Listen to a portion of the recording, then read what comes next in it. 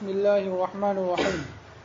پہلی جنگ عظیم کے بعد دنیا کا اقتصادی نظام درہم برہم ہوا۔ پھر 1930 میں عالمی کساد بازاری ہوئی اور تمام ممالک نے نوٹ پر سونا دینا بند کر دیا۔ پھر دوسری جنگ کے بعد انگلینڈ اور یورپ کے دوسرے ممالک اقتصادی طور پر درہم برہم ہو گئی، مگر امریکہ اقتصادی طور پر خاصا مستحکم تھا۔ اس کے پاس سونے کے کافی ذخائر تھے۔ 1944 میں امریکہ کے تعاون سے یورپ کی تعمیر نو کے لیے متعدد ممالک کی ایک عظیم کانفرنس منعقد ہوئی۔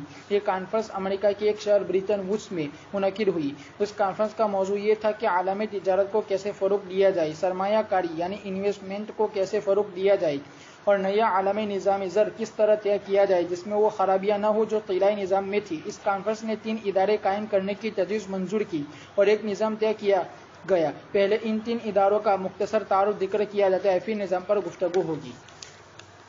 برٹن ووڈس کانفرنس کے 3 ادارے۔ پہلا ادارہ جس کا قیام اس کانفرنس میں طے پایا تھا وہ ہے بین الاقوامی تجارتی تنظیم یعنی انٹرنیشنل ٹریڈ آرگنائزیشن، جس کو عربی میں منظمۃ التجارت الدولیہ کہتے ہیں۔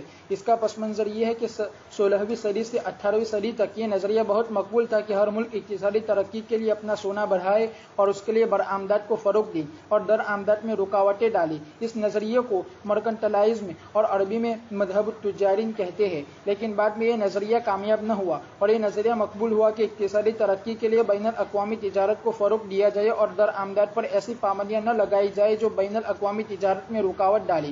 اسی نظریے کے پیش نظر اس کانفرنس میں مذکورہ ادارے کا قیام طے ہوا، جس کا مقصد یہ تھا کہ یہ ادارہ بین الاقوامی تجارت میں حائل رکاوٹوں کو ختم کرنے کا انتظام کرے گا، مگر امریکہ اس ادارے کے قیام کا مخالف تھا، اس لیے کہ امریکہ ایک زرعی ملک ہے۔ اگر بین الاقوامی تجارت کو فروغ ہوتا تو یورپ کا مال سستے دام پر امریکہ میں آتا اور کسان زراعت کو چھوڑ کر تجارت کی طرف متوجہ ہوتے۔ اس سے امریکہ کی زرعی پالیسی کو نقصان پہنچنے کا اندیشہ تھا۔ ایک عرصے تک اس ادارے کا قیام امریکہ اور دوسرے ممالک میں باعث نزاع بنا رہا۔ دوسرے ممالک اس ادارے کے قیام کا مطالبہ کرتے تھے اور امریکہ انکار کرتا تھا، حتیٰ کہ 1948 میں باہمی مصالحت ہوئی اور اس کے نتیجے میں ایک اور ادارہ وجود میں آیا جس کو General Agreement on Tariff and Trade کہتے ہیں، جس کے معنی اردو میں یوں کیے جا سکتے ہیں: محصولات و تجارت کا معاہدہ عام۔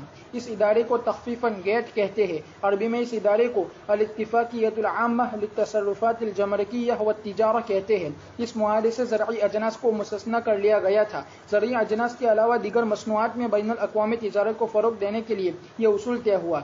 نمبر 1، کوئی ملک بین الاقوامی تجارت میں کوئی پابندی یا رکاوٹ عائد کرے تو دوسرے ممالک اس رکاوٹ کو ختم کرانے کے لیے گیٹ میں آواز اٹھا سکیں گے، اور جو ملک اس گیٹ کے ممبر ہیں ان پر گیٹ کے فیصلے پر عمل درآمد کرنا ضروری ہوگا۔ تجارت میں رکاوٹیں 2 طرح کی ہوتی ہیں۔ نمبر 1، محصولاتی رکاوٹیں۔ کوئی ملک کسی ملک کی مصنوعات پر زیادہ محصول لگاتا ہے جس کی وجہ سے اس ملک کی مصنوعات اس ملک میں مہنگی ہو جاتی ہے اور ان کی خرید و فروخت کم ہوتی ہے۔ نمبر 2، غیر محصولاتی رکاوٹیں۔ محصول کے علاوہ کوئی اور پابندی ایسی لگا دی جائے جس کی وجہ سے دوسرے ممالک کی مصنوعات منگوانے میں لوگ تنگی محسوس کریں۔ مثلا فرانس نے جاپان کو VCR پر یہ پابندی لگا دی تھی کہ یہ صرف فلاں چھوٹے پورٹ سے ہی آ سکے گا۔ نمبر 2، دوسرا اصول یہ طے ہوا کہ کوئی ملک کسی ملک کے ساتھ امتیازی سلوک نہیں کرے گا۔ اگر کوئی ملک ایک ملک کے ساتھ بہتر طریقے سے تجارت کرے اور دوسرے ملک کے ساتھ اور طریقے سے تجارت کرے تو یہ ملک گیٹ میں آواز اٹھا سکے گا۔ نمبر 3، کسی ملک پر امتیازی محصول نہیں لگایا جائے گا۔ اگر کسی ملک پر امتیازی محصول لگایا گیا تو وہ گیٹ میں آواز اٹھا سکتا ہے۔ نمبر 4، غریب ممالک کو بیرونی مصنوعات پر محصول زیادہ لگانے کی اجازت ہوگی، اس لیے کہ غریب ممالک بھی اگر محصول کم رکھیں گے تو بیرونی مصنوعات سستی ملے گی، جس کی وجہ سے ملکی مصنوعات کی مانگ کم پڑے گی اور ملکی صنعت کو نقصان پہنچے گا۔ نمبر 5، اگر 2 ممالک میں تجارتی نزاع پیدا ہوگا تو گیٹ کے ذریعے باہمی افہام و تفہیم سے حل کیا جائے گا۔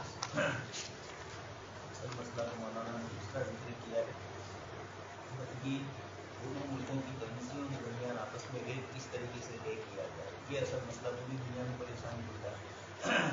آپ سن چکے ہیں پہلی جنگ عظیم کے بعد دنیا کا اقتصادی نظام بدل گیا، اس سے کافی لوگ مرے، لیکن اس سے زیادہ دوسری جنگ عظیم کے بعد مرے، دوسری جنگ عظیم میں مرے۔ لیکن فرق یہ ہوا کہ پہلی جنگ عظیم سے ہی اسلام کا سب سے بڑا مسئلہ تھا اسلامی خلافت تھا، اس کو ختم کر دیا گیا۔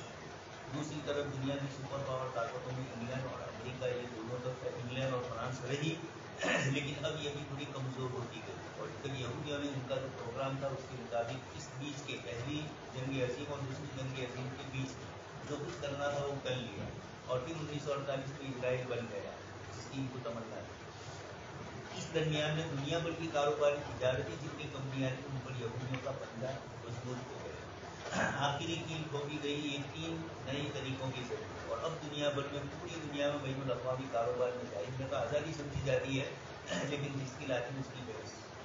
کاروبار میں یہی چلتا ہے. جو ملک مالدار ہے جس کے پاس زیادہ چیزیں ہیں یہ جو گیپ کے نام سے انہوں نے بین الاقوامی تجارتی عدالت قائم کی لیکن وہاں بھی کس کی چلے گی؟ میڈیا پر کس کا کنٹرول ہوگا؟ اس لیے جو ملک کمزور ہوگا اس کے باوجود اس کی نہیں سنی جائے گی, بین الاقوامی میڈیا میں اس کی بات نہیں آئے گی. یہ اس طرح سب چیزیں کرنے کے بعد سوچو یہ تھا کہ ڈگری حج ہو گئی. یونو جو بنایا گیا حضرت علامہ اقبال رحمۃ اللہ علیہ کا شعر ہی ہے, اس کے اندر وہ یہی کہتے ہیں کہ اقوام عالم کو شکنجہ کسنے کے لیے یونو بنایا گیا ہے. 5 ملکوں کو ہی ویٹو کا حق حاصل. کوئی قانون پاس کیا جائے تو ایک ملک اگر رد کر دے, ان 5 ملکوں میں سے چائنا ہے, امریکہ ہے, رشیا ہے, روس جس کو بولتے ہیں, سوویت یونین تھا کسی زمانے میں, اور اسی طرح انگلینڈ اور فرانس. وہ دو سپر پاور تھے انگلینڈ اور فرانس. اس لیے حساب چلا گیا لیکن لسوٹا رہ گیا, اس لیے ان دونوں کو تو رکھا گیا. دوسری طرف ان کی بہت ساری چھوٹی چھوٹی ریاستیں تھیں دنیا بھر میں. انگلینڈ میں بیٹھے ہوئے ہیں اور ہندوستان ان کے قبضے میں, انڈمان نکوبار ان کے قبضے میں, اور اس طریقے کے بہت سارے چھوٹے چھوٹے جزیرے یہ اپنے قبضے میں رکھے ہوئے تھے, جس سے امریکہ سمجھتا تھا کہ ان کو دونوں کو ساتھ میں رکھنا پڑے گا. تو ہمارے مفادات کے لیے, اور پھر ان کے مفادات میں انگلینڈ ہی آگے ہے. بنایا جس نے سب سے بڑی تو انگلینڈ ہی تھا اس وقت, اسی نے قبضے میں لے لیا. نیپال پر جو سندھی ہوئی فرار ہوا اس کے اندر انگلینڈ نے ہی بدماشی کی ہے. انگلینڈ نے اپنے قبضے میں لے لیا, نقلی یہودیوں کو دے دیا, بس یہی صاف بات ہے. اس لیے اب دنیا کو اتنے منظم طریقے سے شکنجے میں لے لی تھی تو اب تھوڑے کچھ پاسے پلٹنے ہیں, تھوڑی کچھ باتیں اس طرح کی کر دی ہے کہ لوگ یہ سمجھے کہ دنیا بھر کے انسانوں کے ساتھ بھی سلوک ہو رہا ہے. اس لیے یہ گیپ ویپ کے چکر ہے. باقی گیپ بولا ہی جاتا ہے, وہ گیپ کھلتا نہیں ہے. یہ کبھی بھی کسی کی فیور غریب ملکوں کی ہوتی نہیں ہے, عموماً مالدار ملکوں ہی کی گیپ کے اندر ہوتی ہے. اس کے اندر 2 ملکوں کے درمیان آپس میں تجارتی جھگڑے ہیں تو اگر یہ بہت زیادہ خطرناک ہو گئے تو اس وقت یہ جائے گا کوئی بھی ایک ملک کس کے پاس, گیپ کے پاس, اور وہ اس کو اس کے حق دلوائے گا. یہ بولنے کا یہ جیسے جنہوں نے آج تک کبھی حق نہیں دلوایا فلسطینیوں کا, اس طریقے سے یہ حق بھی نہیں ملے گا. لیکن ظاہری عنوان لگائے. ہمیں تو ان 3 کو اس لیے سمجھنا ہے کہ اس کو پوری دنیا کا کاروباری نظام ان 3 ہی کے ماتحت چل رہا ہے. اس لیے مولانا نے اس کو ذکر کیا. اسی میں بریٹن ووڈز کانفرنس کے 3 ادارے. بریٹن ووڈز تو چونکہ انگلینڈ کا وہ شہر تھا امریکہ کا, اور اس کے اندر یہ کانفرنس ہوئی تو اس کے نام سے بریٹن ووڈز نام ہوا. ناموں سے کچھ نہیں ہوتا ہے, اصل کاموں سے ہوتا ہے. اصول اور ضابطے جو بنائے جاتے ہیں تجارت کے, جس کے اندر ان کی ہی بالادستی قائم ہو, یہ اصل چیز ہوتی ہے. تو مولانا فرماتے ہیں کہ پہلی جنگ عظیم کے بعد نظام درہم برہم ہوا. 1930 میں پوری دنیا بھر کے اندر فساد بازاری آئی, مندی, وسم مندی گجراتی میں بولتے ہیں. پوری دنیا کا اقتصادی نظام درہم برہم ہو گیا, اس لیے کہ پہلی جنگ عظیم تو ہو چکی تھی, اب اس کے اثرات تو بعد میں ہی آتے ہیں. اور بندی ہوئی, اثرات بعد میں آئے, اور اچانک کورونا آیا تو ڈبل اثرات آئے. تو یہ چیزیں ایسی ہوتی ہیں کہ بعد میں پتہ چلتا ہے.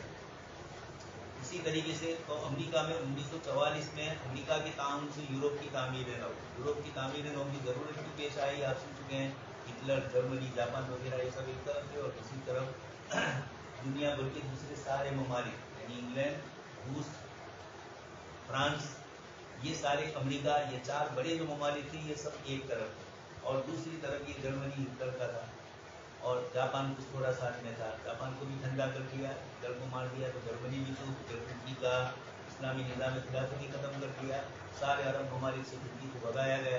یہ اس طریقے سے کر کے ان کی مخالفت میں کوئی باقی نہیں رہا, کوئی ملک. اس لیے اب جو کرنا تھا اس کو کرنا. لیکن ہٹلر سے کچھ نقصان ضرور ہوا تھا. یہ یہودیوں کی پالیسی تھی کہ انگلینڈ اور فرانس کو تھوڑا سا نقصان بھی پہنچاؤ تاکہ دنیا بھر کے اندر ہمارے, اب جب انگلینڈ اور فرانس کو دیے جائیں گے تو اس کے پیچھے کوئی بات تو ہو. تو یہودی وہاں تک سب کچھ کر چکے تھے.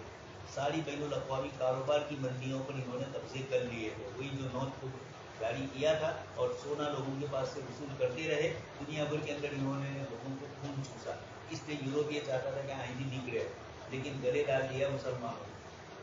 بیچ میں مسلم ملکوں کے بیچ میں اسرائیل کو جگہ دے دی. باقی یوگنڈا میں بھی دے سکتے تھے, افریقہ کے کسی بھی ملک میں یہودیوں کو بسا سکتے تھے, لیکن یہ ساری پالیسیاں اس کی بات ٹھیک ہے. یہ ان سے چھٹکارا پانا چاہتے تھے, اور پھر انہی سے اب یہ या इनके पास था, हुकूमतें भी इनके ताबे। अब इंग्लैंड और फ्रांस को इस जंग के अंदर मार खा चुके थे, इनकी बड़ी बड़ी कॉलोनियाँ हिंदुस्तान वगैरह आज़ाद हो रहे थे, आज़ाद नहीं हुए थे तब भी हिंद छोड़ोनी चरवड़ तो बेताली में आलिम देखे। ये इस तरीके की जो शक्लें थी, इसकी बुनियाद पर 44 में अमेरिका ने इंग्लैंड और फ्रांस की 9 आबादी, यानी चूंकि सबसे ज़्यादा यूरोप को ही नुकसान हुआ था आपस में लड़कर, तो इनको जो नुकसान हुआ उसकी तलाफी के लिए अमेरिका आगे आया। ये समझ रहे हैं, अमेरिका यानी पूरा इजराइल यहूदी, ये आगे आए और इन्होंने इस उन्वान से सबको अपने शिकंजे में ले लिया। ऐसा नहीं होता है कि इनकी काबिल नौ के लिए आए तो वही। जब तालिबान ने पहली मरतबा जब हुकूमत पर थी, उस वक्त ये कहा था कि उसामा बिन लादेन ने अमेरिका पर हमला नहीं किया, हमसे गुफ्तगू कीजिए, मजलिस कीजिए, बातचीत कीजिए। तो एक साहब इंग्लैंड में है, वो बहुत सियासी चीज में आगे हैं, उन्होंने उनके तो ताल्लुकात थे, उस वक्त टोनी ब्लेयर से इंग्लैंड के जो वज़ीर आज़म थे, उन्होंने मुझे 2 फोटो बतलाए। एक फोटो में वो बात कर रहे हैं हंसते हुए, यानी बतलाना ये चाहते थे कि मेरी इनसे इससे ताल्लुकात, और दूसरे फोटो में वो जब बात कर रहे हैं टोनी ब्लेयर से, तो उस फोटो के अंदर एकदम से वो संजीदा है, नजर नहीं आ रहा है। तो तस्वीर थी, उस जमाने में इतना आगे नहीं हो चुका था ये मोबाइल वाली दुनिया। तो मैंने उनसे पूछा कि ये दोनों का फर्क क्या रखा, इसी के लिए आपको मैंने ये दोनों फोटो बतलाए। पहले में तो वो मेरे साथ हंसी मजाक इसलिए कि मैंने कोई बात नहीं छेड़ी थी। दूसरे में मैंने इनको ये कहा कि तालिबान से बात करने के लिए इंग्लैंड खुद भी आगे बढ़ सकता है। हमारा मूसा साहब करमाड़ी थे और इस तरह के दूसरे उलमा थे, उनकी विसादत से इंग्लैंड से डायरेक्ट राब्ता हो सकता था तालिबान का। उन्होंने कहा भी कि हम बात कर सकते हैं, लेकिन एक जवाब दिया टोनी ब्लेयर, हम आका के ताबे हैं, हम अमेरिका के ताबे हैं, वो जो कहेगा उसके मुताबिक ही हमें करना पड़ेगा। ये दुर्जुदी फ्रांस को भी बजानी है और इंग्लैंड को भी ये करना। और ये अमेरिका खुद ताबे है यहूदी, जाहिर में नाम अमेरिका का लेकर लोगों को बेवकूफ़ बनाया जा रहा है, और अंदर से वो अभी एक नई बात की है अमेरिका ने कि अमेरिका की आबादी 100 करोड़ होनी चाहिए। यहाँ तो गंजेरे पीट रहे हैं, जब्ते मिला रहे, और अपने मुल्क के लिए कह रहे हैं कि हमारी आबादी 100 करोड़ की हो, ताकि हमारे पास फौज भी बड़ी हो, हमारे पास अफराद भी बड़े हो, हमारा कारोबार भी बड़ा हो। ये अजीब व गरीब किस्म के फलसफे हैं जो दुनिया समझती नहीं। तो ये 3 निज़ाम जो कायम किए हैं, इस वक्त सारी मार इन 3 ही से दुनिया को पड़ रही है। कुछ फायदे हो जाए, कभी किसी एक मुल्क के फेवर के अंदर फैसले कर दिए तो उछाला जाए कि यूनो ने ये किया, इसी यूनो तो सियासी है और ये तिजारती है। इस तरह पूरी दुनिया को हर एतबार से जकल लिया है इन्होंने। जो कुछ फैसले हों आपस में मुल्कों के दरमियान, कोई जो गुजराती में मसल पढ़ी है आपने, जय मिलाजुली लड़ाई में ऑर्डर ऑफ दी जाए, बंदर बांध उर्दू में उसको बोलते हैं, तो बंदर बांध थे, ये बेवकूफ़ों को समझ में नहीं आ रहा है, न इंडिया को न पाकिस्तान को। इनकी दोनों की एक बहुत बड़ी रकम कमाई हुई जा रही है लड़ाई, लड़ते नहीं है लेकिन लड़ाई के हथियार वो खरीदते ही रहते हैं। ये बेवकूफ़ बनाकर हमारे लिए कश्मीर का एक शोषा छोड़ के चले गए, इसलिए जहाँ भी जाते हैं यहाँ अपने पीछे आसारत बाकियात सालिहात को कुछ न कुछ रख के ही जाते हैं। तो इस तरीके से किया। कारोबार में भी इन्होंने ये किया। तो पहला इदारा कायम किया बैनुल अक़वामी तिजारत। एक तो ये कि सबको जकल लेना है, बड़ों की तो फायदे हैं इसलिए वो कुछ नहीं बोलेंगे, चाहे चाइना हो रशिया हो, लेकिन दूसरे छोटे मार खाएंगे। फिर इन छोटों में जिनको ईदों का हक नहीं है, कहीं ना कहीं इनको कुछ ना कुछ परेशानी और तकलीफ आती रहती है। ये मौलाना ने उसका तारुफ करवाया और इसके जरिए पूरी दुनिया की मुल्कों को तिजारती उसूल और ज़ाब्तों में जकल लिया। ये पहला है ब्रिटेन वुड्स का पहला इनका इदारा। फिर बीच के अंदर दूसरी कुछ चीज़ें जिक्र फरमाई। हत्ता कि 1948 में बाहमी मुसालहत हुई, उसमें बीच के अंदर अमेरिका आया। अमेरिका को पहले से मालूम था कि उसूल और ज़ाब्तों के अंदर काश्तकारी का मसला आएगा, तो काश्तकारी के उसूल के अंदर अमेरिका तिजारत के उसूल में ज़रूरी चीज़ों को मुस्तस्ना करना चाहता था, इसलिए कि ज़रूरी चीज़ें अमेरिका में सबसे ज़्यादा होती थी और उसी में कमाना था। जुड़ जाएंगे सबके साथ, जैसा कि इंग्लैंड नहीं जुड़ा, उसका नुकसान हो रहा था, इसलिए यूरोपियन यूनियन की तिजारती मंदी में वो शरीक नहीं हुआ। इंग्लैंड ने अपने आप को अलग कर दिया। और भी दूसरी वजूहत थी, लेकिन एक वजह यही थी इनके पाउंड की कीमत भी ज़्यादा थी, तो पाउंड भी नीचे यूरो के साथ हो जाता। यूरोप के दूसरे मुल्कों के लोगों को अपने मुल्क में आने की इजाज़त देनी पड़ती, तो कोई पासपोर्ट वीज़ा का मसला ना होता। और ये एक ऐसा मसला है, यानी एक तो आना जाना, वो तो यूरोपीय यूनियन के मुल्कों के अंदर आपस में वीज़ा लेने की ज़रूरत नहीं, और एक ये है कि इमिग्रेशन थी, उसके बाद वहीं रहना, उनको हक देना, ये परेशानी होती थी इंग्लैंड के लिए, इसलिए इन्होंने रोका। हर मुल्क की अपनी कुछ न कुछ मजबूरियाँ होती। तो अमेरिका ने ये देखा कि हम शरीक अगर होंगे तो हमारी खेती बाड़ी पर नुकसान होगा, हमारा काश्तकार खेती बाड़ी और परेशानी तकलीफ उठाकर छोड़कर किसकी तरफ जाएगा, तिजारत की तरफ जाएगा, उसमें मेहनत ज़्यादा नहीं करनी पड़ती है।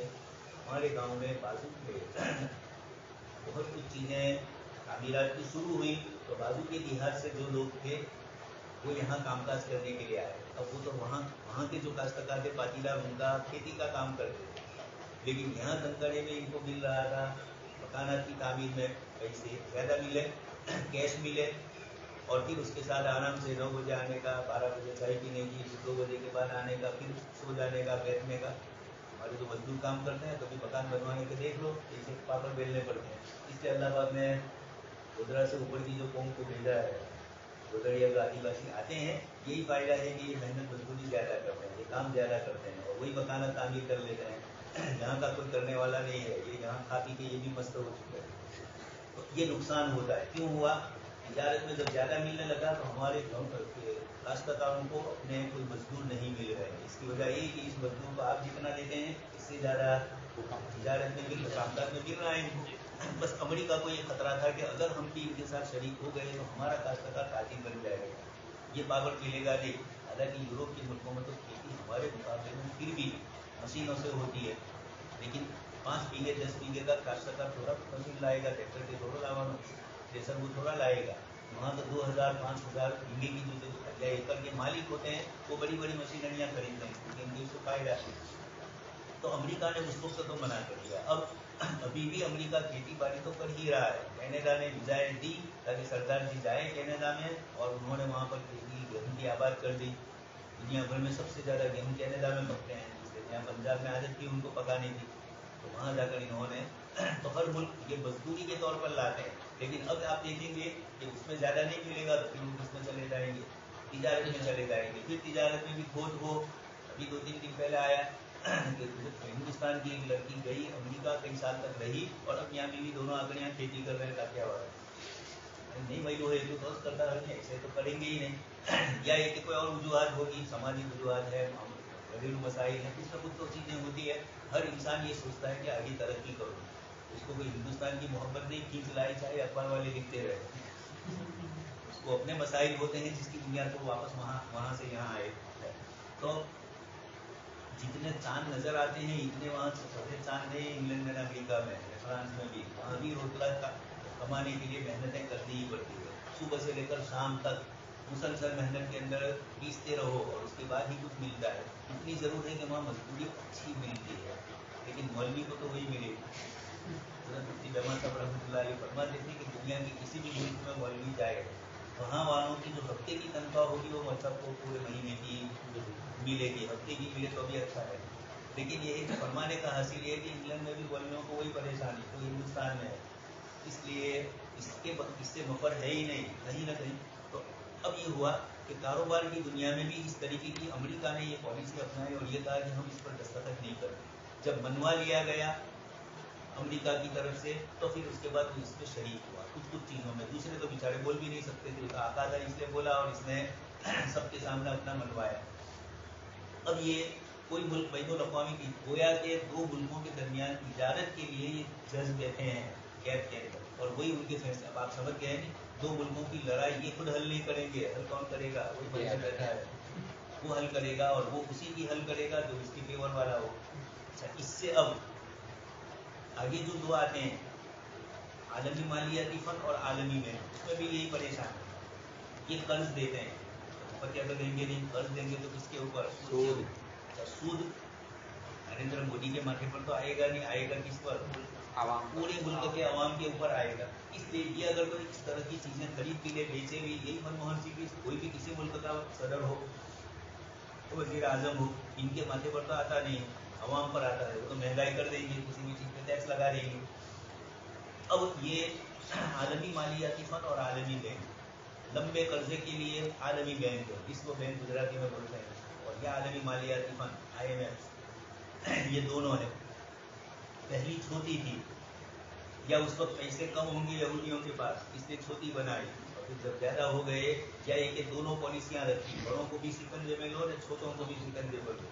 छोटा कर्जा देने के लिए आलमी मालियाती फंड और बड़ा कर्जा देने के लिए आलमी में दुनिया भर के मुल्कों में जो सड़कें बनती है और इसी तरीके से हॉस्पिटलें बनती है, बड़े बड़े ब्रिज बनते हैं, इसके लिए मदद देती है ये दोनों, खास करके बाल-बाल। हमारा देश पूरा बना है और बन रहा है अभी भी, ये विश्व बैंक की सहायता से है, मालियाती मदद ही से। इसमें एक बहुत बड़े ऑफिसर थे, इस से एक मरतबा हमारे हाजी साहब थे, जिनका बंगला है, उनका खेत भी वहाँ पर है, वहीं से जा रहा है, तो इसके सिलसिले में वो यहाँ आए। ऐसा देखा तो इनको मौलवी देखा, तो इनको मस्ती सूझी सवाल करने की। दोनों भी हिंदुस्तान के थे, एक हमारी गुजरात वाले को बस परेशानी ज़्यादा होती है। इसने मुझे ये कहा कि आप लोग भी सुन्नी हो और तुर्की भी सुन्नी है। ये उस वक्त की बात है जब कभी अर्दगान नहीं आए थे, अभी तुर्की उसी पुरानी रविश पर था, सेक्युलरिज्म पर, दीन और इस्लाम से नफरत। तो उसने मुझे ये कहा आप भी सुन्नी हो, तुर्की भी सुन्नी हो, तो उन लोगों का तो लिबास दूसरा है और यहाँ आपका लिबास तो बहुत चुस्त है आप लोगों का।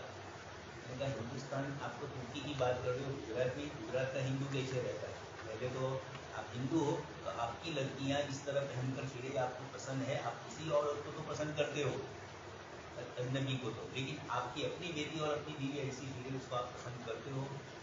जो दूसरा स्वाध्याय ये वहाँ का जो था हैदराबाद मद्रास वाला, उसने उसको कहा कि नहीं, ये बात पॉइंट की है, हम दूसरों की लड़कियों की तो हर बदन के आज़ाद देखने में खुशी महसूस करते हैं, और अपनी लड़की और अपनी बीवी का कोई देखे तो पसंद है, एक ये बात। दूसरी बात उसने मुझे कही तुर्की के सिलसिले में कि आप गुजरात भी इस तरीके से थोड़े आज़ाद हो सकते हैं और फ्रीडम हो सकते हैं। मैंने उनको कहा अच्छा, उसने कहा कि तुर्की जैसा इतना बड़ा मुल्क, कितना बड़ा मुल्क, तुर्की का ये जो करेंसी थी यूरोप में सबसे दूसरे आखिरी में से दूसरा नंबर था उसका, इसके बाद अल्बानिया था, वो भी तुर्की का है। तो अल्बानिया भी गरीब बेचारा था, और इसके साथ खैर अल्बानिया तो फिर भी कम्युनिज्म में रहा है उसके मातहत, इसलिए उसको तो वहाँ मार पड़ी थी, लेकिन तुर्की को तो मार पड़ी थी सिर्फ सेक्युलरिज्म की वजह से। तो अब मैंने कहा कि तुर्की का जो रुपया है वो वहाँ सबसे कम दर्जे का उस वक्त ये है। आप कह रहे हो तरक्की याफ्ता मुल्क, और वो तो तरक्की पजीर भी अभी नहीं है, उसमें भी मार खा रहा है। उस वक्त ये था, तो इन्होंने 10 साल में थोड़ी सी तरक्की करवाई है।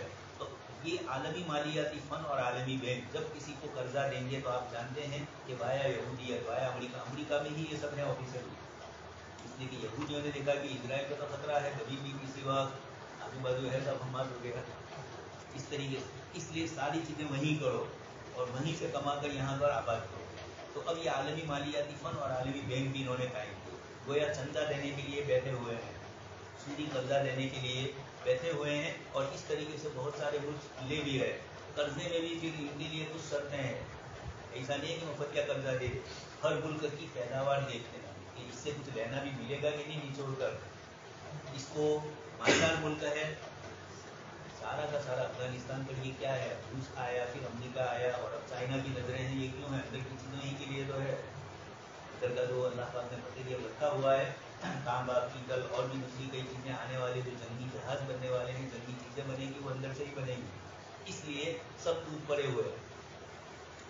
इराक पर हमला किया तो इसके पीछे भी तेल ही था। उस वक्त हमारे बड़ा प्रधान थे गुजरात साहब, दाढ़ी वाले, और पाकिस्तान में नवाज शरीफ थे, बगैर दाढ़ी थे। तो एक साहब एक अरब में हज कमेटी का जो हमारा गया हुकूमत की तरफ से, तो हज में हम गए थे, एक साहब ने मुझे पूछा कि दाढ़ी वाला हिंदू तो पाकिस्तान का है, मैंने एक इंडिया ना से वतन दाढ़ी वालों से थे, भारत में पाकिस्तान में से है।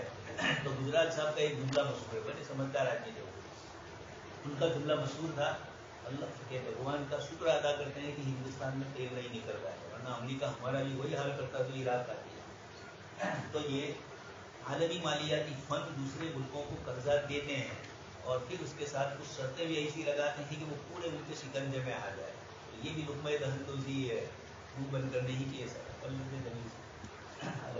आलमी मालियाती फंड में जो उसूल और ज़ाब्ते बदलाए तो आप समझते हैं ये तो बदलते रहते हैं, इसलिए मैंने इस पर कोई ज़्यादा गौर नहीं किया। अब ये कहना है कि गरीब ममालिक को बैरूनी मसनूआत और उनका ज़्यादा महसूल लगाने की इजाज़त, यानी किसी गरीब मुल्क के अंदर फॉरेन से कोई चीज़ आती है तो वो उन पर टैक्स ज़्यादा लगा सकते हैं, उस मुल्क ने इनके लिए जितना टैक्स लगाया इससे ज़्यादा वो लगा सकते हैं। ये खाली बोलना है, बाकी अमली शक्ल में ये मुमकिन नहीं है। फिर उस मुल्क को इतना दबाते हैं कि जाएंगे बेचारे, उसको तो बैनुल अक़वामी या आलमी मालियाती फंड से रकम लेनी है, اور وہ اگر کوئی دادا گیری امریکہ کے مال سے کرے گا تو امریکہ کے مال سے کیا کرے. ابھی پاکستان کو پیچھے کروا دیا کہ وہ شرطیں اور وہ اصول اور ضابطے جو اس کے لیے ہیں وہ نہیں کیا, اس لیے ان کو قرضہ کم ملتا ہے یا نہیں ملتا ہے, مدد جو ملنی چاہیے وہ نہیں ملتی ہے. تو چاہے مالیاتی فنڈ بولے, جب ایک دیندار آدمی زکوٰۃ دیتا ہے تو جس کو زکوٰۃ دیتا ہے اسے احسان کی امید رکھتا ہے. ایک دینی خالص فریضے کے اندر یہ ہو رہا ہے, تو پھر یہ تو بے دین لوگ ہیں. اور ان کے اندر تو یہ ہے, ایک آدمی صاحب مسئلہ پوچھنے کے لیے آئے اسی قسم کا, ان کے گھر میں کوئی کام کرنے والا تھا, اس کو ایک تو وہ رقم دیتے تھے اس کی خرچے کی, اس کی تنخواہ ہے, اور ایک اس کے ساتھ زکوٰۃ بھی دیتے تھے, تنخواہ کم دیتے تھے تو زکوٰۃ. یہ اس طریقے کا کرنے والے, تو یہ چیزیں صحیح ہیں. ہمارے یہاں حاجی صاحب تھے افریقہ والے, انتقال کر گئے, تقریباً بس بنگلہ بھی آگے ہیں. وہ اس لائن کو نہیں مانتے, اس لیے وہ کسی کو زکوٰۃ نہیں دیتے تھے اپنے کام کرنے والے کو, تنخواہ لیکن پوری اچھی طرح, لیکن پھر بھی کام والوں کو عادت تھی, اس لیے ان کے گھر کو کام کے لیے نہیں جاتا. رمضان میں ہوں آپ سے, انہوں نے کہا ہر مہینے تو دے رہا ہوں جتنا دینا ہے, تو اچھی سے اچھی تنخواہ دے رہے تھے, لیکن پھر بھی نہیں جاتے تھے. امید وہی تھی کہ رمضان میں ہمیں لمبا چوڑا دے دے, یا اوروں سے آئے تو یہ روکے نہیں یا یہ منع نہ کرے. تو اس طریقے کی جب یہ ایک دینی فریضے کی ادائیگی کا حال ہے, تو یہ عالمی مالیاتی فنڈ اپنی جیب سے جو دیں گے وہ, اور عالمی بینک بھی جو دے گی ان کے اندر بھی وہ یہی کرے گی. تو غریب ملک کے ساتھ جو اوپر لگایا بیرونی مصنوعات پر محصول لگانے کی اجازت ہوگی, یہ ملکوں میں بھی چلتا ہے. جیسے ہمارے یہاں بڑے شہر ہوتے ہیں, وہاں جو چیزوں کے اوپر باہر سے آتی ہے تو ٹیکس زیادہ ہوتا ہے, اور چھوٹے شہر جو ہوتے ہیں حکومت کی جو ڈیولپ اسکیم کے ماتحت ہوتے ہیں ان کے اوپر ٹیکس کم ہوتا ہے, تو وہاں وہ چیزیں کبھی سستی مل جاتی ہے. بروز میں ایک چیز مہنگی ملے اور بالغ میں سستی مل جائے. مثال کے طور پر کہہ رہا ہوں, گوجرا میں مہنگی ملے اور دوسرے چھوٹے جو ہیں شہرے بڑے ان کے اندر سستی مل جائے. یہ ایسا سب کچھ سب جگہ پر. حکومتیں تو اپنے ملک کے ان علاقوں کو اور مزید ترقی دینے کے لیے اس طریقے کی اسکیم کرتے ہیں کہ یہ چھوٹے شہر آگے بڑھے, ورنہ بڑے شہر ہی بڑھتے رہیں گے. یہ لیکن وہ تو ایک ملک کے ہیں اس لیے کچھ امید ہے, یہ تو دو الگ الگ ملک ہیں, اور جو رہنے والے ہیں وہ سب انٹرنیشنل ڈاکو ہے. امریکہ, فرانس, یہ سارے جو ہیں انٹرنیشنل اس طرح کے دنیا بھر میں جہاں سے بھی ملے, اب دنیا زمین ان کو چھوٹی پڑ رہی ہے تو اوپر جا رہے ہیں, کہیں کی کہیں ملی ہے. تو یہ اس قسم کے لوگ ہیں, ان سے کوئی امید رکھنے کی اس طرح کی چیزوں کی ہے نہیں, اس لیے اصول اور ضابطے تو بتلائے.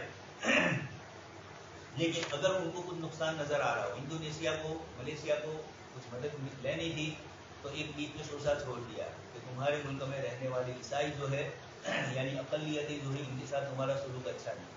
پاکستان کی الزام لگا دیا کہ تم دہشت گردوں کو مدد کرو. یہ اس قسم کے کچوکے ہیں سامنے والوں کو لگا دیں گے, تاکہ اس کی روشنی کے اندر جب عالمی مالیاتی فنڈ سے وہ ملک مدد مانگنے جائے تو یہ بیچ کے کچوکے سے رکاوٹ آ جائے. تجارت میں بھی اور اس طرح کی مدد لینے میں بھی اس طرح کی چیزیں. عالمی مالیاتی فنڈ. دوسرا ادارہ جو وضع ہوا وہ عالمی مالیاتی فنڈ تھا, جس کو عربی میں صندوق النقد الدولی اور انگریزی میں انٹرنیشنل مانیٹری فنڈ کہتے ہیں. آسانی کے لیے IMF سے بھی تعبیر کیا جاتا ہے. 1944 میں اس کا قیام طے ہوا اور یہ 1948 میں وجود میں آیا. جس طرح ایک ملک کے سمجھنے کا اسرائیل بھی وجود میں آ رہا ہے, یہ سب عالمی مالیاتی فنڈ بھی وجود میں اسی سال آ رہا ہے. 48 میں بنا اسرائیل, اور یہ بھی 100 سال پہلے سے تیاری کی. خود کے 100 سال دکھانے میں کتاب یہ ہے, 100 سال تک کس طریقے سے جنگ مسلمانوں کی ان سے ہوئی ہے. اس طرح فتح میں حضرت تھانوی نے لکھا ہے فلسطین کی زمین یہودیوں کو بیچنا جائز نہیں. اس وقت ابھی نیا نیا مسئلہ تھا, حضرت تھانوی کو انتقال کو 80 سال ہو گیا. تو یہ اتنا اس وقت کی عبارت پڑھو آپ تو سمجھ میں آئے گا کہ یہ کیوں لکھا گیا تھا. مسلمان وہی لمبی لالچوں کے اندر جیسے فلسطینیوں نے بھی زمینیں اپنی بیچ دی اور یہودیوں نے خرید لی. ابھی بھی ہو رہا ہے, لیکن ابھی دبئی اور ابو ظہبی بیچ کے اندر ابو ظہبی پڑ رہا ہے.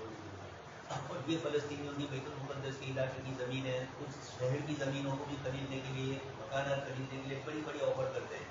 اسی طریقے سے بیت المقدس سے مسلمانوں کو نکالا جائے اس شہر سے, اور اس کے اندر یہ بیچ میں بنتے ہیں. سیدھا کوئی خریدنے کے لیے آئے بنی ہوتا ہے تو ان کو عربوں کو بیچ میں کر دیا. جس طرح ایک ملک کے کئی بینکوں کا ایک مرکزی بینک سینٹرل بینک ہوتا ہے, ایسے ہی کئی ممالک کے سینٹرل بینکوں کا مرکزی بینک یہ ادارہ ہے. پوری ہندوستان کی جتنی بھی بینکیں ہیں یہ سب ہماری ریزرو بینک آف انڈیا کے تابع ہیں. ان کے آپس کے کوئی بھی بینکوں کے جھگڑے ہوں گے ان کے درمیان, اس کو ریزرو بینک حل کرتا ہے. اس طریقے سے ملکوں کے درمیان آپس میں اختلاف, ان کا سینٹرل بینک ہو گیا عالمی مالیاتی. یہ ایک بینک ہے कर्जों पर पैसे कर्जे देता है सूद के ऊपर और लंबी मुद्दत के ऊपर, इत्मीनान से आप काम करो और फिर जब कमाओ उसके बाद हमें दो, लेकिन देना जरूर है।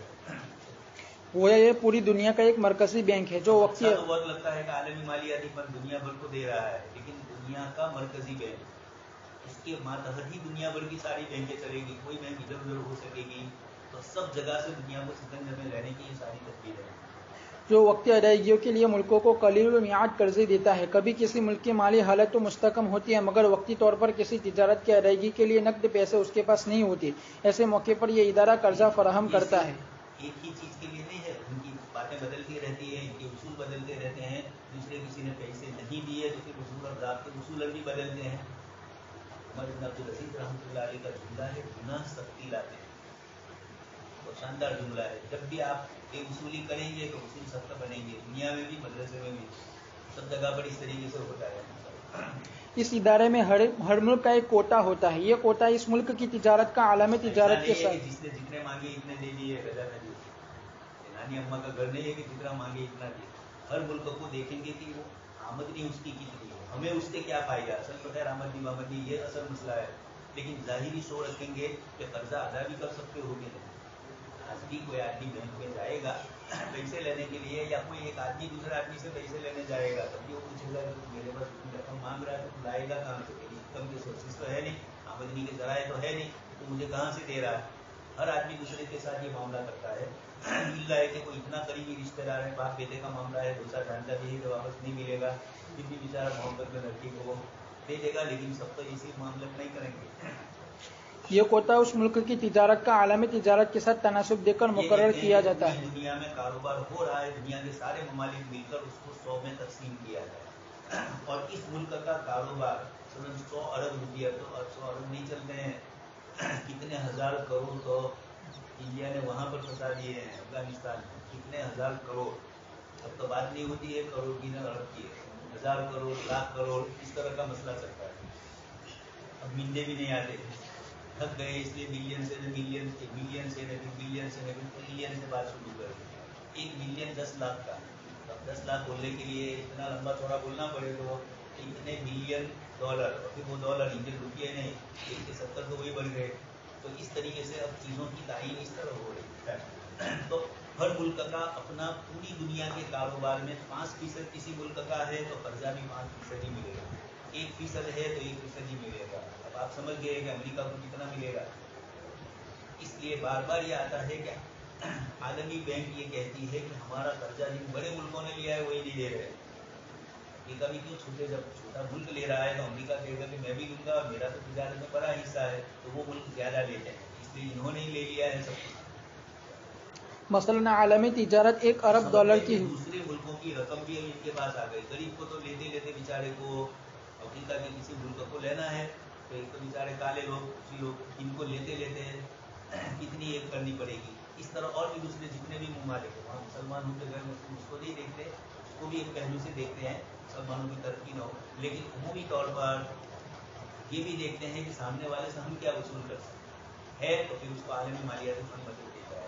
इसलिए सब मुल्कों के पास से ले लिया, वहाँ जमा करवाया, और अब उनको उनके कोटे के हिसाब से दिया जाए। मसलन आलमी तिजारत 1 अरब डॉलर की हुई और किसी मुल्क की तिजारत 5 करोड़ डॉलर की है, 30 साल पहले की बात है, एक मुल्क का भी इतना बजट नहीं, इससे बड़ा होता है, तो उस मुल्क को 5% कोटा मिलेगा। उस कोटे की शरह में कमी बेशी भी होती रहती है, फिर उस कोटे की रकम डॉलर में बयान की जाती है। कम ज्यादा हुई तो दूसरे साल लेने जाएंगे तो कहेंगे क्या आपने, लेकिन ये भी अभी एक रिपोर्ट आई कि अक़वाम के इंटरनेशनल, ये जो आलमी बैंक है, उसको मालूम है कि हम जब किसी मुल्क को पैसे देते हैं, मसलन अमेरिका ने अफगानिस्तान में लगाए, तो जो सरकार है अभी बैठी हुई वो सब खा रहे हैं अफ्रीकन लोग, अफ्रीका को भी मालूम है। इस तरीके से अफ्रीका के मुल्कों में जहाँ इस तरीके की मदद की जाती है, जिनको दी जाती है वो सब खा जाते हैं और थोड़ा कुछ काम करते हैं। हर जगह पर यह हाल है, इस तरीके से रिश्वत और ये चीज़ें चलती है। तो ये एक बात आई कि आलमी बैंक को मालूम है कि हमने 1 साल किसी मुल्क को कर्जा दिया, जिस मकसद के लिए दिया उस मकसद में उसने इस्तेमाल नहीं किया, फिर भी आए 10 साल मांगते हैं, इनके चाहिए हैं तो दे देते हैं, इनके मकसद में कामयाब है तो दे देते हैं। ये भी चीज़ होती है। इसलिए अल्फाज का ये सब कुछ ड्रामा है, बाकी अंदर हकाइक जो होते हैं वो दूसरे होते हैं। قانون اس لیے بناتے ہیں تاکہ دوسروں کو شکنجے میں لیا جائے, اپنے لیے نہیں بنائے جاتے کہ ہم شکنجے میں آئے. پھر اس کوٹے کی رقم ڈالر میں بیان کی جاتی ہے, یعنی جس ملک کا کوٹا 5% ہے اس کے بارے میں یہ متعین ہوتا ہے کہ اس کا مطلب اتنے ڈالر ہے. یعنی جتنی اس کی آمدنی ہے اتنا اس کو قرضہ 100% دیا جائے, اس سے زیادہ نہیں لیں گے. ہر ملک اپنے کوٹے کا 25% سونے میں اور 75% اپنے ملک کی کرنسی میں ادارے کے پاس جمع کراتا ہے. یہ سمجھ گیا, یہ آ گیا تو سب سے روپیہ وصول کر لیا. ہندوستان کی آمدنی جتنی ہے تجارت کی آمدنی پورے سال چلتی ہے تجارت, کروڑوں اربوں روپئے ہوتے ہیں, 1-2 روپئے نہیں ہوتے. اب یہ پورا انڈیا کو ان میں سے انڈیا کا مثلاً مثال کے طور پر 10% ہے کوٹا ہمارا, تو یہ 10% رقم وہاں جمع کروانی پڑتی ہے, اس میں سے اتنی سونے میں اور اتنی کیش میں کرنسی میں. اس طرح IMF کے پاس کچھ سونا اور تمام ممالک کی کرنسیاں جمع ہو جاتی ہے. ہر ملک کو IMF میں فنڈ جمع کرانے پر ادارے سے قرض لینے کا حق ملتا ہے, جس پہلے رقم جمع کرواؤ اور پھر ملے گا. ڈرائنگ رائٹس اور عربی میں حقوق الصحب کہا جاتا ہے. جمع کرائی ہوئی رقم کی متناسب شرح پر قرض کا حق ملتا ہے, مثلا یہ کہ ہر ملک اپنی جمع کرائی ہوئی رقم کا 5 گنا قرض لے سکے گا. اور یہ اتنا ہوگا, پہلے رقم جمع کرو, اس کا 2 گنا 3 گنا, تو جو رقم جمع کروائی اس کو بڑے بڑے کاروبار میں لگائے تو خود بخود ہی کیا ہو گئی, یہ رقم تو زیادہ ہی ہو گئی. اتنی بڑی رقم جب ان کے پاس ہوگی تو یہ بڑا کاروبار کریں گے, ہزاروں لاکھوں انسانوں سے اس کا کاروبار وابستہ ہوگا. حج کی جو سبسڈی مسلمانوں کو ملتی تھی اور بھارت نے بند کی تو بہت اچھا ہوا. مسلمانوں کو تو کوئی فائدہ اس سے ہوتا ہی نہیں تھا, جو ہوتا تھا ہماری بھی رقم سے. مثلا حج پورا ہوا, اس کے 2-3 مہینے کے بعد پھر حج کا دوسرے سال کا شروع ہو جاتا ہے, رقم جمع کروانی پڑتی تھی. 6-7 مہینے ہندوستان کے 1 لاکھ مسلمان حج کے لیے جا رہے ہیں, 1 لاکھ سے زیادہ جاتے ہیں. مثال کے طور پر 1 لاکھ ہے اور ہر ایک کا کم سے کم 3 لاکھ روپیہ, 2 لاکھ روپیہ, تو 2 سے اوپر ہی ہو گئے حج کے, تو کم سے کم 2 لاکھ روپیہ کتنے آدمیوں کا, 1 لاکھ. تو اب یہ سمجھ لیجیے اتنی رقم 6 مہینے کاروبار میں رہتی ہے. مسلمان تو جب حج میں جائے گا تب استعمال ہوگی, ابھی تو حکومت ہی کے پاس وہ رقم ہے, حج کمیٹی کے پاس, اور حج کمیٹی کے پاس تھوڑی رکھتی ہے, وہ بھی تو تابع ہے گورنمنٹ کی. تو اتنی لمبی چوڑی رقم رہتی ہے, 6-7 مہینے رقم استعمال ہوتی. اس کے بعد اب یہ اتنی ٹکٹیں خریدتے ہیں, 1 لاکھ ٹکٹ ان کو خریدنا ہے, تو 1 لاکھ ٹکٹ جب بھی کسی ایئر لائن سے بات کریں گے تو کنسیشن دے گا, 25%, 30%, 40%. اب یہ بولی جائے ہر آدمی تو آئیں گے, یا بلکہ جتنی بھی کرنٹ ایجنسیاں ہیں وہ سب آئے گی, اور کوئی نہ کوئی ایئر لائنس والا ہمارے ساتھ رابطہ کرے گا حکومت سے. تو ایک تو یہ رقم سے فائدہ ہوتا ہے, دوسرا ٹکٹ بھی سستا ملا, اور وہاں لکھیں گے اتنا بڑا ٹکٹ. یہ ہوتا تھا کانگریس کے راج میں کہ بھائی 50,000 روپئے ٹکٹ تھے, حالانکہ 25,000 بھی نہیں ہوتے, لیکن ٹکٹ میں اتنے لکھ دیے جاتے تھے. حج کمیٹی کی معرفت جو لوگ چاہتے تھے, یہ روپیہ گھوم پھرا کر مسلمانوں کو تھوڑا کچھ واپس دیا جاتا ہے, لیکن کیش دیا جاتا ہے ریال کی شکل میں, تو حاجی سمجھتا ہے کہ من مسلمان نازل ہو, بیچارے خوش ہوتے تھے. اس وقت ابھی ہم لوگ کہتے تھے کہ آپ بند کر دیجئے اور حج کمیٹی کو اختیار دیجیے, تو وہ مسلمانوں کے پاس سے اختیار لے اور وہ دوسری کسی نہ کسی کمپنی سے کاروبار ایئر لائن سے وہ خود کرے, حکومت نہ کرے, اور جتنا ہو سب مسلمانوں کو اس کا فائدہ سیدھا مل جائے. لیکن اس کے لیے تیار نہیں ہے. اس کے آفیسر جو ہے نا, یہ تو بھرشٹاچار کی دنیا ہے. بادشاہ نے کہا کہ آئندہ کل پورا ہو اس سے بھرا ہوا ہونا چاہیے. سب میں سے ہر ایک نے کہا کہ مجھے گلا تھوڑی رہتی تو لیکن پانی ہی رہا. یہ ہمارے ملکوں کا حال ہے. یہ اس لیے عالمی مالیاتی فنڈ میں بھی اس طریقے کی رقم تو لے لی, اب اس کے بعد اس رقم کو انہوں نے اتنا کاروبار میں لگایا. اب اگر کسی ملک کو اس کی آمدنی سے اور اس کی جو کوتا ہے اس سے زیادہ بھی لے لی تو کیا فرق پڑتا ہے, ان کے پاس سے پہلے وصول کر ہی چکے ہیں وہ کاروبار میں. اور یہ شرح بدلتی بھی رہتی ہے.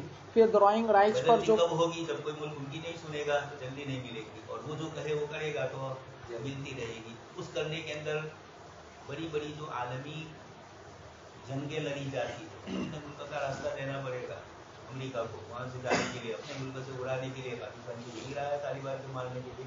تو یہ کیوں ہے, اس لیے کہ آپ غلام ہیں, غلام قومیں ہیں. تو اس طریقے کا یہ عالمی مالیاتی فنڈ کے ذریعے ساری چیزیں ہو رہی ہیں. روپیہ پیسہ دیا جا رہا ہے اور ان لوگوں کو, حکومتوں کو خریدا جاتا ہے. پھر حکومتیں سیکولر ہوتی ہے, ان کی جیب سے تو گیا نہیں کسی بڑے کی, کسی آفیسر کے, اس میں مخالف ہو کے, اس میں موافق ہو, حکومت پر کام کر سب کے. اس لیے ان کو اس سے کوئی پڑی ہوئی نہیں ہوتی ہے. آج ہوا تو کل ہوا, ملک پر اس طرح قرضے ہر ملک پر بڑھتے ہی رہتے ہیں. ہندوستان میں پھر ڈرائنگ رائٹ پر جو قرضہ ملتا ہے اس کو کئی حصوں پر تقسیم کر لیا جاتا ہے اور اس سے کو ترانچ کہتے ہیں. پہلے ترانچ اس قرضے کا 25% ہوتا ہے. یہ ترتیب الگ الگ ہے. جتنا کسی ملک کو یہ تھوڑا ہے کہ 1 کروڑ پاس ہوئے تو 1 کروڑ مل جائے. وہ ترتیب سے دیں گے کہ پہلے اتنے فیصد دو, یہ کام کرتے ہیں کہ نہیں, یا ان کی مرضی کے مطابق کرتے ہیں کہ تو پھر دیا. تو آقا راضی ہوئے تو جلدی جلدی مل جائے گا, اور ناراض ہوئے تو وہ بھی بند ہو جائے گا. وہ آپ کی رقم بھی بند, وہ بھی واپس نہیں ملے گی جو آپ نے جمع کروائی. یہ حال بینکوں میں بھی اور اس میں بھی اس طرح. اس کے میں نے کہا انٹرنیشنل لاکھوں بیٹھے ہیں سر, اور غریبوں سے ہی چھوٹنا ہے. اس کے تو ان سے ان کے قبضے میں آئیں گے. برکت بینک یہاں قائم ہوا تھا, اس میں آئے تھے, وہ تو اڑ گیا. تو وہ آئے تو یہاں کے بڑے بڑے جو بلڈر تھے ان سب کو یہاں جمع کروایا. جمعیت علماء احمد صاحب صاحب وغیرہ تھے, حاجی صاحب تھے مکورہ مسجد کے متولی, وہ بھی بڑے بلڈر تھے. انہوں نے مجھے کہا مجھے امن صاحب نے انٹریسن ہے. میرے ساتھ کیا کہ مستر صاحب کے تعلق اچھے تھے, تو انہوں نے مجھے کہا کہ امن صاحب میں انٹریسن ہے, اس لیے کہ ہم تو کما رہے ہیں اس سے زیادہ, ہماری رقم تو سیدھی کاروبار میں لگی ہوئی ہے. یہ تو بیچارے ان غریبوں کا فائدہ ہوتا ہے جو تھوڑی رقم ہے اور نفع دوسروں کی رقم زیادہ مل کر ان کے نفع کی مقدار بھی اس میں بڑھ جاتی ہے. بڑی رقم سے کاروبار ہو تو نفع ہوتا ہے, تو غریب کو بھی اس کا فائدہ زیادہ ہوتا ہے, اور اکیلے چھوٹا سا کاروبار ہو تو اس میں اتنا نہیں ہوتا. انہوں نے مجھے صاف کہا, میں نے کہا یہ آپ کہہ رہے ہیں اچھی بات ہے, آپ نے صاف کہہ دیا, یہ انٹرنیشنل ہو رہا ہے کہ بڑے کاروبار میں روپئے نہیں لگائیں گے, یہ تو لیں گے خالی. آپ جانتے ہیں اڈانی نے, امبانی نے, مالیا فالیا جو گئے وہ سب کس سے پیسے لیے, اور اس میں یہ بھی شریک اکیلے تھوڑے ہوتے ہیں. تو حکومت کے ملازمین, حکومت کے آفیسر, پارلیمنٹ کے ممبر, یہ سارے اس کے اندر اس قسم کے لوگ شریک ہوتے ہیں. معلوم ایک گاؤں کے سرپنچ صاحب ہیں, وہ اقبال بھائی تھے, انہوں نے ایک مرتبہ مجھے سنایا کہ اس کے گاؤں کے لیے کوئی مسلمان کی بات کر رہا ہوں, اس کے گاؤں کے لیے کچھ منظور ہوا, تو اس نے اقبال بھائی کو بات پوری ہونے کے بعد کا معلوم ہو کیوں کو کیا. اقبال بھائی نے کہا کہ یہ تو تیرا ہو ہی جاتا, لیکن اب زبانی طور پر بولا ہے تو اتنی بھی صلاحیت نہیں ہے تیرے اندر کہ سرپنچ کسی گاؤں کا بنے. خود بہت چپ چاپ ہو جاتا, وہ الگ ہے, وہ خود نہیں لیتے ہیں, وایا وایا کر کے لیتے ہیں. اس کے لینے کا کسی ملک کو حق ہوتا ہے. اس ترانچ پر قرضہ بغیر کسی شرط کے ملتا ہے اور سود بھی کم ہوتا ہے. اس ترانچ کو گولڈ ترانچ کہتے ہیں. اس کے بعد والے ترانچوں میں قرض جو اچھی مل گئی وہ گولڈ ہوا, اور پھر اس کے بعد چاندی ہوا. اس کے بعد والے ترانچوں میں قرض لینے میں مشکلات درجہ بدرجہ بڑھتی جاتی ہے. پہلے ادا کرنی ہے. ابھی آپ کو آپ کیا کرتے ہیں کس طریقے سے, اس لیے پہلا تو جلدی مل جاتا ہے, وہی لے لیتے ہیں لوگ. IMF قرض دینے کے لیے بہت سے شرائط عائد کرتا ہے. ان ترانچوں میں سود بھی بڑھتا جاتا ہے اور قرضے قلیل المیعاد ملتے ہیں. ان ترانچوں کو یہ چھوٹی تھی عالمی مالیاتی فنڈ, اس لیے کہ ان کے پاس رقم انہوں نے پہلے ٹرائی کی, اس سے پہلے عالمی مالیاتی فنڈ رکھا کہ اس میں سب سے زیادہ ہے کہ نہیں, تو پھر کامیاب ہو گئے. تو پھر اس کے بعد عالمی بینک میں بڑے عنوان سے بڑے بڑے قرضے دیے, یہ کم قرضے دینے والی, اور دونوں ایسی رکھی. آخر ہے نہیں, دماغ ان کا اس کے علاوہ تو اور کہیں چلتا نہیں, تو اس لیے دونوں چیزیں رکھی. کچھ لوگوں کے ساتھ ان کا معاملہ, کچھ لوگوں کے ساتھ مہینوں کمایا تو پہلے کمایا. ایک آدمی کاروبار ایک ہی چیز میں کرے گا اور اچانک مندی آ گئی, تو اس لیے دیکھتے ہیں ہمارے پالن پوری برادر 2 پیسے گاڑی میں, 2 پیسے ہوٹل میں, 2 پیسے کسی اور چیز میں, گجرا والے بھی ماشاء اللہ ماہر ہے. تو یہ اس طریقے سے تاجر جو بڑا تاجر ہوتا ہے وہ اپنی پوری رقم کسی کاروبار میں نہیں لگاتا کہ یہاں کھوٹ گئی تو کھوٹ گئی ہے. اس طریقے سے یہودیوں نے بھی یہ انٹرنیشنل دھندا اچھا لے لیا ہے کمانے کا بینکوں کے ذریعے, تو انہوں نے اس طریقے سے بڑی بینک نے چھوٹی بینک مدد کے لیے رکھی. ان ترانچوں کو کنڈیشنلٹی ترانچز کہتے ہیں. اس ادارے کی پالیسیاں ممبر ممالک کی ووٹنگ سے طے ہوتی ہے. اور یہ مسئلہ آ گیا ووٹنگ سے, اور ووٹنگ میں کیا مارجن نہیں گنے جائیں گے, جس کا روپیہ زیادہ, جس کی فیصد زیادہ, تو امریکہ نے تو 15-20 ملکوں کا اکیلا ہی لے لے گا. اس لیے یہ ساری اس طرح کی پالیسی. اور ووٹنگ کا حق ممالک کی تعداد پر نہیں بلکہ کوٹے کی بنیاد پر ملتا ہے. جس کا کوٹا زیادہ اس کو ووٹنگ کا حق بھی زیادہ ملتا ہے, اور جس کا کوٹا کم ہے اس کو ووٹنگ کا حق بھی کم ہوتا ہے. IMF میں ایک اور اکاؤنٹ ہے جس کو اسپیشل ڈرائنگ رائٹس SDR اور عربی میں حقوق الصحب خاصہ کہتے ہیں, جس کا حاصل یہ کہ ممبران طے کر لیتے ہیں کہ اس سال مجوزہ قرضوں کے علاوہ مزید اتنے قرضے اور دیے جا سکتے ہیں. مزید قرضوں کو ممالک پر تقسیم کا تناسب بھی کوٹے کی شرح کے مطابق ہوتا ہے. بولتے ہیں کوٹے کی شرح پر, لیکن یہی ہے کہ جو ان کا صحیح ہے اس کو یہ دیا جاتا ہے, پورا پلاننگ یہ ہوتا ہے. عالمی بینک تیسرا ادارہ جس کا قیام برٹن ووڈز کا کانفرنس میں طے ہوا. اس کا نام international bank for reconstruction and development تھا, جس کو IBRD بھی کہتے ہیں, جس کو عربی میں البنک الدولی للانشاء والتعمیر کہتے ہیں. آسانی کے لیے اس کا مختصر نام ورلڈ بینک ہے. اب یہی نام زیادہ معروف ہے. پہلا نام معروف نہیں مگر اصل نام وہی طے ہوا تھا. اس ادارے میں اور IMF میں فرق یہ ہے کہ IMF قلیل المیعاد قرضے دیتا ہے جس کی مدت 3 سے 5 سال تک ہوتی ہے اور ورلڈ بینک طویل المیعاد قرضے دیتا ہے جس کی مدت 15 سے 30 سال تک ہوتی ہے. ابتداً اس ادارے نے مشروعات یعنی پروجیکٹس کے لیے قرضے دیے جیسے شاہراہیں بنانا وغیرہ. پھر 1960 کے بعد عمومی قرضے دینے بھی شروع کر دیے. اب یہ ادارہ پالیسی ساز قرضے بھی دیتا ہے. پالیسی ساز کر دے آپ کی کیا پالیسی ہے اس کے مطابق کر دے. وہ آپ کی پالیسی ہماری پالیسی کی موافق ہے تو دیں گے. پالیسی سمجھتے ہیں کوئی بھی آئیڈیا ایسا بنایا جاتا ہے کہ اس کے ماتحت چلے. اب ان کی پالیسی ہے دنیا بھر سے روپیہ بٹورنا اور سامنے والوں سے فائدہ اٹھانا. تو جس ملک سے غریب ہونے کے باوجود ان کو فائدہ ہو رہا ہے اس کو دیں گے. اب یہ ادارے پالیسی ساز قرضے بھی دیتے ہیں یعنی یوں کہتا ہے کہ اگر تم ملک کی پالیسی اس طرح بناؤ تو اتنا قرضہ ملے گا. اور کبھی کسی کو شکنجے میں لینا ہو تو یہ کہیں گے کہ چونکہ تم نے ہماری پالیسی پر عمل نہیں کیا یا تم فلاں کام کرتے ہو. جیسے ابھی میں نے آپ کو ملیشیا کا انڈونیشیا کا کہا کہ تمہارے ملک میں عیسائی اقلیتیں جو ہے انڈیا کو بھی سائڈ پہ رکھا ہے. انڈیا اگر امریکہ بھی نہیں سنے گا تو اس کو بھی یہی کہیں گے کہ تمہارے ملک میں مسلمانوں پر حملہ ہو رہا ہے. چائنا کی نہیں سن رہا ہے چائنا ایک کی طرح چائنا میں روبر مسلمانوں کو ستا رہا ہے. سے ستایا جا رہا ہے. ابھی تو کیا کر رہے ہو فلسطین کے اندر تو آپ کون سے آئے. لیکن کیا ہے دنیا کو بیوقوف بنانے کے لیے یہ سب کسی میں یہ عالمی مالیاتی بینک ایسی چیز ہے ایسا انٹرنیشنل قرضہ ہے کہ سب کو وہ اپنے شکنجے میں لے ہوا. کاروبار میں بھی آگے اس کا جو پہلے آپ سن چکے ہیں گیٹ والا اس میں بھی یہ ان کے قبضے میں. اور روپیہ اگر آپ کا بینکوں میں جمع ہے یا آپ کو جو جمع کروانا پڑتا ہے آپ کو مدد لینی ہے تو بھی ان کے واسطے کے بغیر نہیں جا سکتا. ان چیزوں سے پوری دنیا کو اپنے شکنجے میں دے دیا. برطن ووڈز کا نظام شرح مبادلہ.